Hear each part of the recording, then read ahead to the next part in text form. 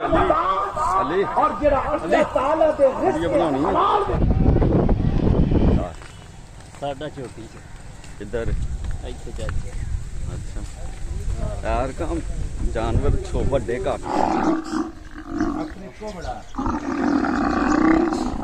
आबना बिस्मिल्लाहिर्रहमानिर्रहीम अस्सलाम वालेकुम welcome to my new vlog रहा हाल व्लॉग को ज्वाइन कर ले और सब्सक्राइब कर लें। ईद नमाज का टाइम हो गया, अभी निकलना है नमाज पढ़ने के लिए। ईद उल अज़हा हादी ओए की कर रहे हैं?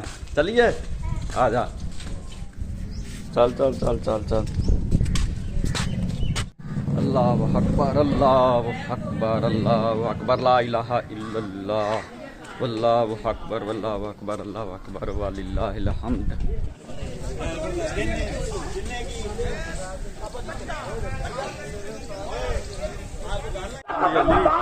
अली और जेड़ा अल्लाह ताला दे रिज़्क़ हलाल दे कुर्बानी चलो चाहे भी हो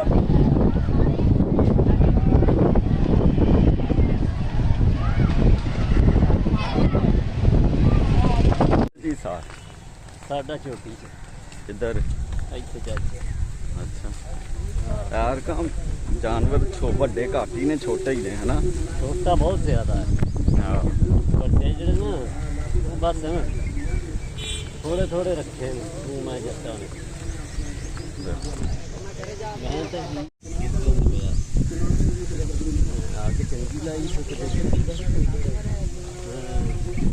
है बंदे का नहीं पता लगता भाई। अटैक होया होना दिल का अटैक होया होना। कमाल तो खत्म हो गया।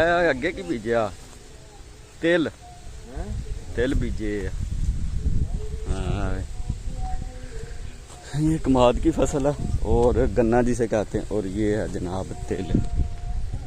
और माशाल्लाह ईद की नमाज पढ़ के कब्रिस्तान से होकर दुआ दू जो है ना वो मांग के अब जा रहे हैं वापस, और इंशाल्लाह जाकर कुर्बानियाँ बिजी हो जाएंगे सारे ही। और बाकी गर्मी है, हवा भी चल पड़ी है और बारिश का देखें निज़ाम होता है या नहीं, शाम को ही हो कुर्बानी के बाद ही।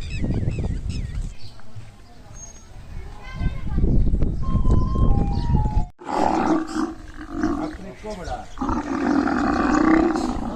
आबना अरे बड़े अल्लाहु अकबर ਚੱਕਿਓ ਕਿ ਬੜਾ दोस्त सारे ਇਹ ਫਿਰ ਮੇਰੇ ਵਾਲੇ ਫਰੈਂਡ ਵੀ अल्लाहु अकबर 500 रुपया ले लम इस बात में स्टैंड 600 ले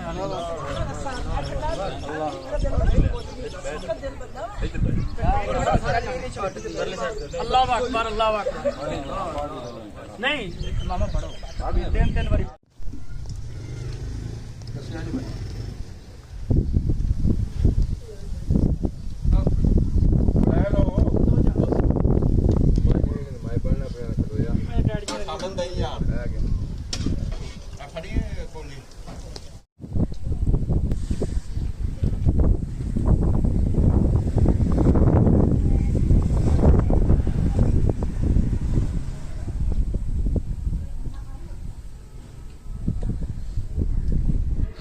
कुर्बानी जो है सारे हो गए हैं फ्री, कुर्बानी करके गोश्त गाश्त बना के ख़त्म जो है वो दिला के सारे हो गए हैं।